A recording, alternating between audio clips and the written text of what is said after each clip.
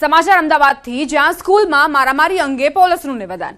ધોરણ 7ના વિદ્યાર્થીના વાલીએ ફરિયાદ કરી. વિદ્યાર્થીનો શર્ટ પણ કબજે કરાયો છે. નિષ્ણાંતોનો પણ અભિપ્રાય લેવાશે. સ્કૂલ દ્વારા કોઈ ફરિયાદ નથી કરાઈ. સ્કૂલ પાસે પણ રિપોર્ટ માંગવામાં આવ્યો છે તેવી જાણકારી.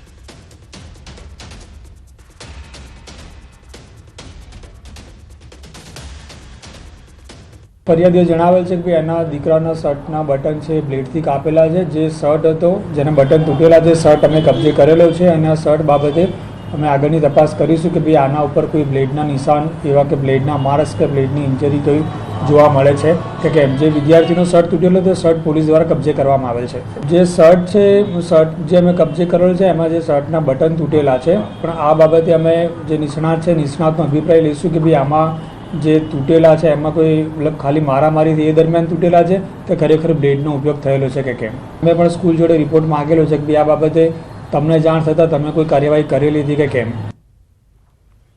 તો આ તરફ રાજ્યના શિક્ષણ મંત્રીએ પણ 7th ડે સ્કૂલમાં મારામારી મામલે નિવેદન આપતા કહ્યું હતું કે આ અંગે અધિકારી પાસે અહેવાલ મંગાવી શિક્ષણ વિભાગે તપાસનો આદેશ આપ્યો છે. જે વિદ્યાર્થીઓ વચ્ચે મારામારી થઈ છે ત્યારે એ બાબતે શિક્ષણ નિરીક્ષકને પણ તપાસના આદેશ આપી અને અહેવાલ મંગાવ્યો છે અને ડીઓને ઘટનાની જાણ નહીં કરીને ઉદાસીનતા દાખવવા બદલ શાળાને પણ કારણદર્શક નોટિસ પાઠવી અને ખુલાસો માંગવામાં આવે છે. અમદાવાદની 7th ડે સ્કૂલ ફરી એક વખત વિવાદમાં આવી છે. ધોરણ 7ના વિદ્યાર્થીઓ વચ્ચે મારામારી થઈ. 4 વિદ્યાર્થીઓ વચ્ચે બાથરૂમમાં મારામારી થઈ. સમગ્ર મામલે ડીઓને જાણ ન કરાતા કાર્યવાહી હાથ ધરાઈ હતી. 7મા ધોરણના બાળકો વચ્ચે આ પ્રકારની જે મારામારી થાય એ ચિંતાનો વિષય છે. અમે ખૂબ આ બાબતે ચિંતિત છીએ અને પ્રયત્નશીલ રહીશું. સાયકોલોજીકલ કાઉન્સેલિંગ દ્વારા વિદ્યાર્થીઓ નાના છે એટલા માટે એમને સુધારવા માટેની તમામ પ્રકારની પ્રવૃત્તિઓ શાળા કક્ષાએ કરવામાં આવશે અને સમગ્ર ઘટનામાં મૂળ સુધી જઈશું. તપાસના અહેવાલો શિક્ષણ નિરીક્ષક પાસે પણ માગ્યા છે. જવાબદાર પ્રિન્સિપલ અને जो एडमिन हेड जहाँ से तो તેમની સામે કાર્યવાહી करता अचकाईશું नहीं. टॉयलेट का अंदर कुछ धक्का मुक्की हो गया तो उसमें से उन लोग क्या किए, एक दूसरे से झगड़ा हो गया.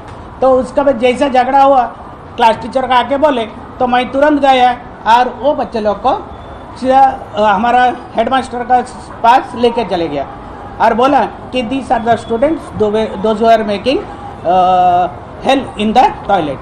तो बच्चे को पूछे तो वो बोला कि नहीं सर धक्का मुक्की हो गया और हम लोग मैं भी मारा वो भी मारा बोल के बोल रहे. ब्लेड वुड कुछ नहीं था और उन लोग ये बच्चे भी कोई भी बच्चे ब्लेड वुड नहीं लेके थे. उन लोग अंदर उधर आना जाना कर रहे थे ना, वो धक्का मुक्की हो गया.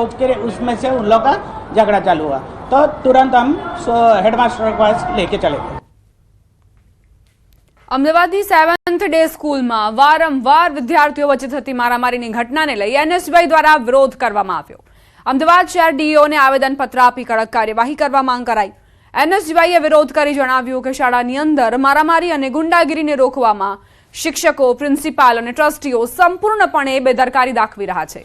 તેમજ તાત્કાલિક કાર્યવાહી અને જવાબદાર અધિકારીઓના રાજીનામાની માંગ કરાઈ છે.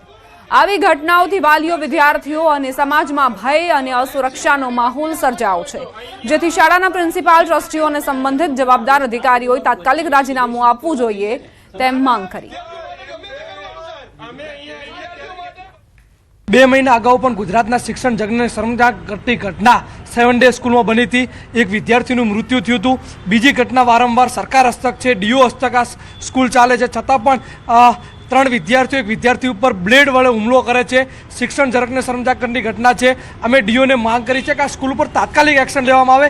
કેમ આ સ્કૂલને બચાવવામાં આવે છે ત્યારે પણ આ સ્કૂલને બચાવવામાં આવી. તેના પ્રિન્સિપાલ આટલી મોટી ઘટના બની જાય છે છતાં પણ ડીઓને જાણ નથી કરતા. મીડિયા મારફતે જાણ થાય છે.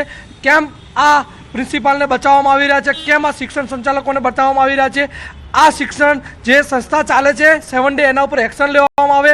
આ ઘટના ગમે તે પ્રકારની હોય, નાની મોટી, પણ એની જાણ જે છે વહીવટદારને કરવી જરૂરી છે. અગાઉ પણ એમને આ પ્રકારે લેખિત પણ આપેલું છે. અગાઉ આ ઘટના પણ એ સ્કૂલમાં મોટી બની હતી. તેમ છતાં ઉદાસીનતા દાખવી છે. અમે શાળાને, પ્રિન્સિપાલને, એડમિન હેડને નોટિસ પાઠવી છે અને આ બાબતે એમનો ખુલાસો પણ માગ્યો છે.